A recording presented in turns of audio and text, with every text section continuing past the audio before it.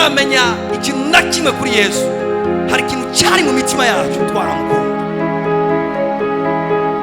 Kumukorera n'umuriro kandi atabintu byinshi cyane uramenya kuri Bibiri ivyo ivyita urukundo. Imana utiyumvira igihembo na kimwe, utiyumvira merci y'umuntu n'umwe. Ikibazo sinabantu, ikibazo ni wewe nyene. Hinduka wewe nyene hejuru ubikemura indani. Urabiza tuyu umuzi nawe uranduye, igiti ntikizosubira kunana. Ugira uza aho nyene wumvise Imana.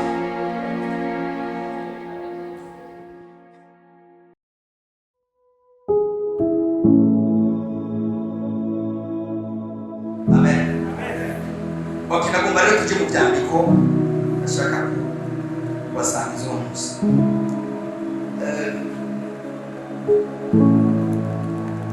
Reka musomere mu Heburayo 13:14.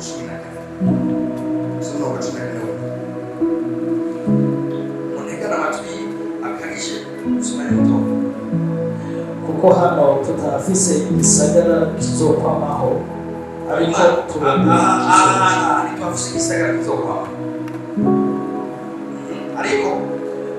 turondera ikizoza. Nuko na ntaryo twame duha Imana ikimaze cyo gukenguruka, tubiheshwa n'uburyo nico mbuto z'iminwa ishima izirajya. Nuko na ntaryo twame duha Imana ikimaze cyo gukenguruka. Bano Imana niba dusabye, ijambo ry'Imana ridusabye, ijambo ry'Imana riduhaye itegeko ritubwiye ngo nuko ntaryo mwame mu Imana ikimaze cyo kugira iki, cyo gukenguruka. Mu yandi majambo, Imana kubijyanye no gukenguruka ntiduhaye shwa, itubwiye ngo na ntaryo mwame mu Imana ikimaze cyo gukenguruka. Kubera iki Imana igisabye, mwibukire n'ijambo ry'Imana. Kubera iki Imana igisabye, ni kubera amashimwe nakomeye kuri twebwe, amashimwe akomeye ku Mana. Kandi bivuga ubundi ko ndiko ndigisha bifitiye ikimazi wewe, ndiko ndaprofetiza bifitiye ikimazi wewe, ndiko ndaguhanura bifitiye ikimazi wewe. Mugabo turiko turahimbaza Imana, si igikorwa cyagenewe twebwe, si igikorwa cyagenewe si twebwe tubironkamwo inyungu. Turiko turahimbaza Imana, ni igikorwa kinezereza Imana. Akakagusize uzotakaje ikintu kinini. Guhimbaza Imana si twe tubikeneye ubwa mbere, twebwe biradufasha ego. Mugabo intumbero yo kubikora si ugira bidufashe, intumbero yo kubikora ni ugira bihimbara Imana. Imana mwijuru ibi byo guhimbaza no gutazira Imana yavyetabrishije n'imbere yuko wewe ubaho. Imana mu bwami bwayo yashimye ko hama ikintu kimwe kivugwaho, apana ijambo ry'Imana, amashimwe ahabwa izina ryayo. Imana yegere kurema mwijuru ibiremwa bitandukanye, yashizeho imigwi y'abamarayika. Hari abamarayika batazokwigera baza mu isi, batarigera baza mu isi. Urabizi abamarayika bari mu mice, hari ingabo zitumwa kugwanira bera. Ngo hari abamarayika atakindi gikorwa bafise mu ijuru, batazokwigera batumwa muri mission nimwe mu isi. Mga bafise igikorwa cyo kwama igihe cyose baduza ibiganza, bapfukama imbere y'Imana, bahimbaza Imana bavuga ngo irera. Mwibaze ko ari kubera ko Imana yashize haruhande yayo umugwi w'abamarayika bameze gutyo bahimbaza Imana. Ni kubera Imana amashimire yakeneye. Praise God. Imana irakeneye amashimwe, ni ikintu konsoma, ni ikintu ijya, ni ikintu yakira, ni ikintu kigira ikimazi. Haleluya. Iyo tutuzi ishimwe imbere y'Imana, nimuhave mwiyumvira ngo biherera muri izi nkome zine twicayemo. Iyo tutuzi ishimwe, iri shimwe riraduga, hari amarayika bajejwe kuritora, rikaduga imbere y'Imana, hama ngo rikazana umubabwe umota neza mu ijuru. Hariho atmosfere dukeya mu ijuru mu guhimbaza no gutazira Imana. Haleluya. Alors, c'est très important ko umuntu wese umenya wigiye uko atazira Imana nibiherenga. Igiye uko atazira Imana ubwa mbere urojwanije abamarayika, wifatanije n'abamarayika kugira ngo muri Imana ishimwe ibereye. nawe tutari guhimbaza imana yo imana kubera yizi ko bikeneye yaramaze gushiraho umugwi w'amarayika bama bayikorera ico gikorwa igihe cyose nga imana ishime ko natwe yaratwemprise muri ico gikorwa kugira bikunde tuyihimbaza igihe cyose. Haleluya. Alors ufashe umwanya ukaduza ibiganza hambwa avuga ati mana uruwera. Reka tukagira ka exercice duza ibiganza avuga ati mana uruwera, mana uruwera, mana uruwera. Niwatambye niwirutse mugurahimbaje imana. Ni imana nawe utagize ibintu byinshi ugurahimbaje imana. Hama kimwe mu bintu bikwiye kukuzamo mu mutwe nuko ivyo uvuze bitaziwe n'aya mabati, nuko ibihejeje gukonfesa bidaherengahirijwe ryagarukiye, ibihejeje kugira burya vyaduze biri imbere y'Imana. Ushobora kumbwira ati pastor vyaduganywe nande? Erega ngaha hariho presence y'Imana, hariho abamarayika bari hano bakira ivyo tugira bakabidugana bakabishira imbere y'Imana. Kubyo biriva ngo n'amakonfesio yacu dukonfesa abamarayika baratora bakashira imbere y'Imana. Haleluya. Vuga ati Imana ni nziza. Sura muduzi biga vuga ati Imana ni nziza. Imana ni nziza. Ahurahimbaje Imana. Muga muri uko guhimbaza Imana kwawe icyo ngomba gutahura nuko irijwi itagarukiye ngaha ivyo bintu vyatowe bihawe Imana nk'umubavu mota neza imbere y'Imana. Haleluya. Alors iki gikorwa rero ni gikorwa twahawe cibango ryacu mu isezerano shasha dukora apana kugira twebwe twiyubake, nga dukora kugira data konsoma amashimwe yacu, nga data maze kunezerwa n'amashimwe yacu ingaruka nujya munezero cyawumva najya amahoro cyawumva ni kujya kuntu cyawiyumva biga yose icyo bisigura ujya n'umunezero data gukominize uvuye mu mashimwe uri kuramuha. Haleluya. Somera undi murongo umwe Abitesalonike wa mbere 5:17.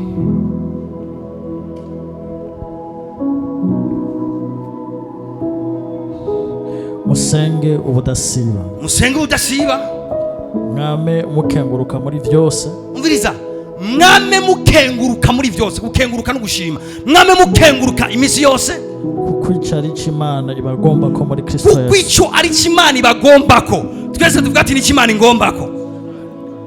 Bani Imana, umviriza, Imana irafise iki kugomba ko. Ikugomba kwiki? Ikugomba ko kwa muyikengurukira igihe cyose. None nimwumva yuko amashimwe Imana irayakeneye. Kuko gushima Imana ngo nivyo tugomba ati igihe cyose. Muyandi majambo gushima Imana iyo ubikora ushoboye kubikora kuko uvyishakiye, mugabo ukwiye kutabikora kubera uvyishakiye, ukwiye kubikora kubera kuzi ko Imana ibishaka. Ugaye icyumba cyati ngombe ntazira Imana. Bari Imana aho nyene uvuze ngombe ntazira Imana, ivyo bintu ugize Imana yabishaka, yashaka kubigira kugira iki? Kugira ngo biryohere bimerere neza. Mwibuke ko ibimazi vyatangwa harimo ikimazi cyo gukenguruka cyo ikimazi cy'amashimwe.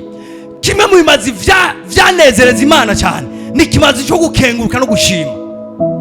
Ano mwisezerano shasha rero bivuga ngo ntaryo mwame mutanga ibimazi byo gukenguruka. Nga rero ibimazi byo gukenguruka mwisezerano shasha si inka, si impene, si numa, ngo ni imbuto, ni vyamwa vy'iminwe ishima izina ryayo. Muyandi majambo igihe cyose Imana ikoze ikintu mu buzima bwawe hari ikintu yiteze. None yiteze iki? Yiteze ko wewe kwamura kw'amashimwe.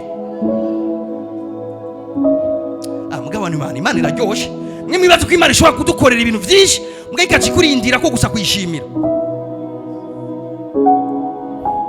Nimba muri kumuranye basifa mugira gutya. Imana ibazira shobora kuguproteja mbwa ikacigenera ati ko naguproteje upfukame hamubwira ati Imana wakoze kumproteje vyonyene.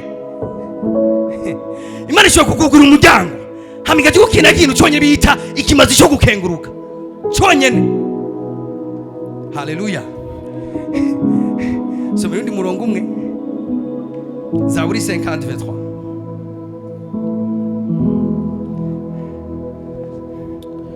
Imana yacu izoza kandi ntizocereza, imbere yayo umuriro uzotongora. Usomye kombi? Zaburi 53. 23. umuntu wese ashikanira ikimazi cy'ishimwe umuntu wese ashikanira ikimazi cy'ishimwe aba ampesheje icubahiro. kazotarabaya. umuntu wese azanye ikimazi cy'ishimwe imbere y'Imana ngo aba ampesheje icubahiro. bano Imana mwumve, mu ijuru hariyo abamarayika bakomeye gose. mwibuke Imana ntigira umu assista. nabwo bimvira ngo mu bwami bw'Imana hari umu assista. Imana nta mu assista igira. Imana ni Imana nyene, nta muhajwe ifise. Imana mu ijuru ni Imana ku buryo nikeneye amashimwe yayo kuyasangira n'undi muntu n'umwe. Dayeri avuga ngo icyubahiro cyanjye sinzogisangira n'umuntu n'umwe. Alors bivuga ngo umuntu wese amaye ikimazi cyo gukenguruka ati uwo muntu arameje icyubahiro. Mu bantu, mu bamarayika, mu vyaremwe vyose hari Imana imikwiye gushikanirwa imazi byo gukenguruka, ni Imana yacu.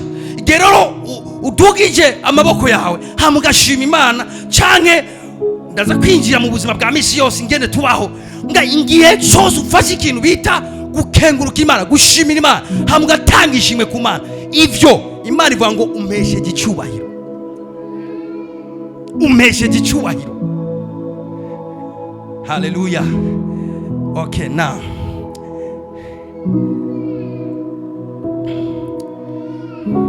tunezerwe mu Mwami kandi tunezerwe, twigine turirimba Imana hambaye, twamamaze kwimanika turafise izina ry'Umwami. Abaheburayo 13:16.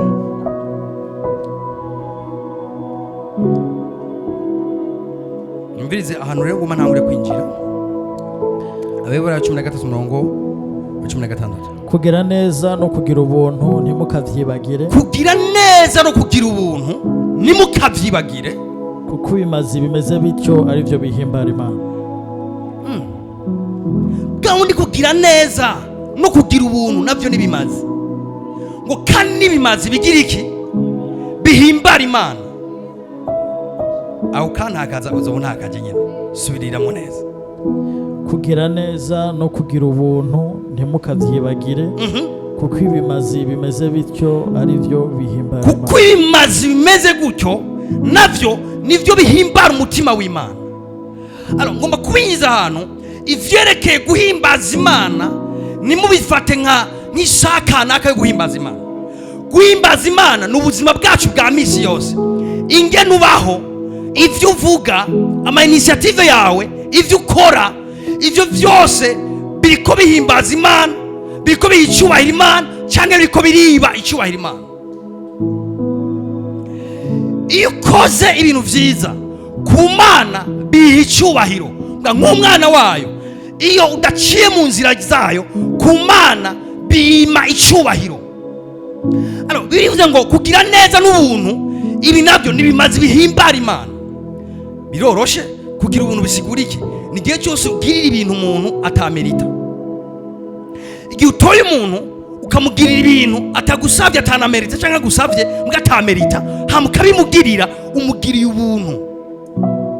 Mbwa rero ivyo rero umugiriye ubuntu birivuze ngo kugira ubuntu nabyo nibimazi cyangwa n'amashimwe Imana inezerererwa. Reka fate ubure busanzwe. Nk'ubu turi muri bisi, numvise ku mutima norihira ibisi umuntu kanaka twicaranye. Sinari oblige kuyimurihira, ni igikorwa cy'ubuntu ndamugiriye. Nga kuba ntari oblige kuyimurihira, hama nkayimurihira, ako kantu nimwibaze ngo gaheranye muri iyo bisi. Imana ubuzima bwacu ibicunga 24/24. Imwanyumvise bano Imana. Ku mwanya ivyo uri kuragira, ivyo uvuze, ivyo ukoze, inge nyifata ugize vyose Imana irikirabira, kandi ivyo ni worship imbere y'Imana. Ari cyo kintu ngize nkamurihira iyo bisi, ndamurihe bisi juste yonyene gusa. Ivyo imbere y'Imana biraduze kandi bihagaze imbere yayo, nikimaze Imana inezerererwa. Reka fate ngiye mu bitaro, hama no ikiwa cy'isukari sanze umugwaya agamye ngaho, hama ndamureje ico kilo cy'isukari ndamuhaye. Bano Imana nari oblige? Oya sinari oblige, ni gikorwa cy'ubuntu nkoze. nga icyo gikorwa cy'ubuntu ndamukoreye, Bibiri ivuga ngo ivyo bikorwa ivyo bihimbara Imana. Haleluya. Fasha umuntu kanaka ni yarafise akazi, hama ndamwiyumviriye ndamurondera akazi, ndamugiriye neza, kandi ngo ivyo bikorwa imbere y'Imana nabyo nibimazi bihimbara Imana. Rero tuko turavuga ibijyanye n'ubuzima bwo guhimbaza no gutazira Imana, nimwumve ibitari, nimwumve gutamba, nimwumve ivyo, mwumve ubuzima bwacu bwa misi yose ni worship. Ibintu byose Imana ikora mu buzima bwacu yiteze ikintu kimwe tuyigirira, kugarukana amashimwe. Ayo mashimwe ashobora guca mu bintu bitandukanye. Haleluya. Ndacaza. Haleluya. Haleluya. Reka mfate ko mu ngoro y'Imana hakeneye ventilateur. Hama je nkabibona, hama nkaza nkayigura, cyangwa ukabibona hama ukayigura. Iki gikorwa ngize ni worship, icara ubwacu ni worship. Mwigisha inzira zimwe zo gutazira Imana. Gutazira Imana igikorwa cyagutse. Ibi bintu ngize ngaha ni worship ngize, ndahimbaje Imana. Ni gikorwa cy'ubuntu nkoze, sinari oblige. Ni gikorwa cyiza nkoze. Aho bivuze ngo navyo nibimazi Imana inezerererwa, bikora ku mutima ikaryoherwa. Bari Imana iraryoherwa. Aya sindabumva Imana iraryoherwa Imana kuko Imana yigeze kuraba bisheka avuga ati ndicujije kuba narabaremye. Hari n'undi muntu ishobora kuraba ikavuga ati ndi fier kuba narakuremye. Haleluya. Hari Imana iraba umuntu yahezagiye ikavuga ati ndicujije kuba naraguhezagiye. Ngani iraba umuntu yahezagiye avuga ati ndi fier kuba naraguhezagiye, none ni multiply umugishaye cy'ubuzima bwawe. Kubera iki ingena baye ubuzima bwiyo bwose buheje icyubahiro izina ryayo.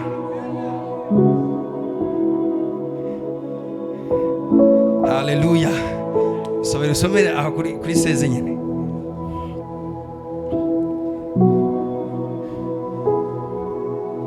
Kugira neza no kugira ubuntu ntimukavyibagire, kuko ibimazi bimeze bityo ari byo bihimbara Imana. Colossiens 1:10. Abikorosayi cyaca murongo. Kugira ngo mugende nkuko bibereye abo Umwami wacu, mumunezereza muri byose. Twese tuvuga ati mumunezereza.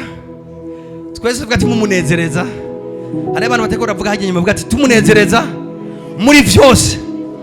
Mwama imbuto mu bikorwa byiza byose.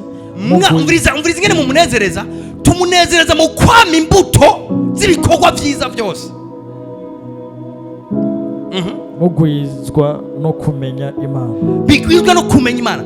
Ingene Imana tuyinezereza, ko ari umuntu atazi ko Imana inezerwa, ngenda kwemforma Imana iranezerwa. Imana yashobora kuryohera igatwenga. Imana yashobora kugura ikavuga turampimbaye. Profesi gasohoka, ati mwana wanje urampimbaye. Praise God. Imana yashobora kuraba ikintu koze ikavuga ati mwana wanje ndaguhezagire urampimbaye. Urampesheje icyubahiro. Mbwa umviriza ingene bamuhesha icyubahiro, ingene banezereza, ingene baprova ku munezero w'Imana. Avuze ngo mumunezeza muri byose, mwama imbuto ziwanye niki? Nibikorwa byiza. Imbuto z'ibikorwa byiza. Hari ikintu bita ibikorwa byiza. Umuntu arashobora kuba rero afite ibikorwa byiza cyangwa undi akaba atabikorwa byiza afise. Umukristo arashobora kubaho umuravye kubwo utomusangamo n'ibikorwa byiza nabikenya. Uwo rero si umuworshipa. Umuworshipa si umuntu atamba cyane. Egari umuntu ashobora kuzahana gatamba twese tugafata vraiment uyu muntu ni umuworshipa kweli. No. Kuworshipinga si gutamba. Kuworshipinga no kuba ubuzima Imana ishaka hama ikanezerwa. Haleluya. Umviriza rero ngo mumunezereza mwama imbuto zose z'ibikorwa byiza. Haleluya. Ufise umuntu yakubabaje muharire, uzobuhimbaje Imana. Ufise umuntu byakunaniye kugirira neza, irondera umunsi umwe umugirire neza, umugirire neza umunsi mukore mu maboko umunsi umwe. Buri Imana icyo kintu ukoze uhimbaje Imana. Haleluya. Nivyo Yesu yavuze ngo ugiye gutanga ishikanwa ryawe ukibuka ko ari umuntu ufite icyo mupfa, fumubanza urireke hamugende mutunganye hamugaruke utanga ishikanwa ryawe. kubera urazi igituma ni kubera Imana ntiri mu gikorwa cyo kwegeranya ibintu, iri mu gikorwa cyo kugira ibintu biyihimbara, kandi niyivuga ko byayihimbaye cyangwa bitayihimbaye. Twoshobora guhimbaza ngaha tugatamba n'icyuha kikabira, nge Imana ntihimbagwe n'ibyo bintu cyane. Naho wanashima mbere tukigira za ndirimbo zisanzwe pole pole buhoro buhoro, nge Imana ikavuga ati vraiment uno munsi mwankoreye akantu, Imana ikaryoherwa. Basha andiko ndababwira ibintu uno munsi bifise ubushobozi bunini kwibuka ko Imana inezererwa n'ibintu ndakora. Imana iranezererwa, hari ibintu ukora Imana ikavuga ati vraiment mwana wanje, ikavuga ati mwana wanje vraiment ugize ibintu byiza vraiment, kandi birumvikana. None mwese erega jewe ari kuntu arandiraga mama, ingene mama namudiraga, narabona ko hari ibintu ndamushakako, ibyo ndamushakako sinashoka ndabimwaka.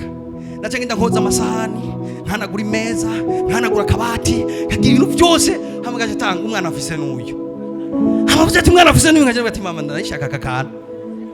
Ya namaze kumuranda febre, biragoye kwico gina gifuza tokima, erega Imana n'umuvyeyi bari muri kumuranyva Imana kazela baya. Biragusaba ikintu gikomeye cyane guhimbaza Imana. Imana iraryoherwa, Imana irakogwako. Umunsi umwe Noa yafashe atanga ikimazi, nango icyo kimazi kiraduga gishikira Imana, ngo Imana iraryoherwa. Hama iryohewe ikira desida, ishiraho indahiro ivuga ngo sinzokongera kwicisha isi amazi.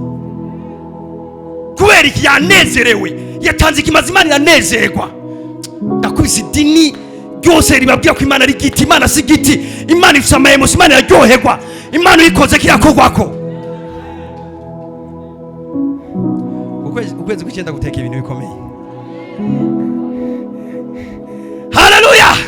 Imana irakogwako, Imana iraryoherwa iyo ugize ibintu. Bari Imana iyo ugize ibintu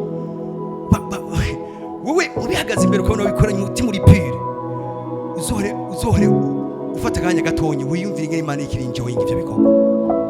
Imana irashobora kwinjoying ibikorwa byawe, kavuga vraiment uranezereje. Amen.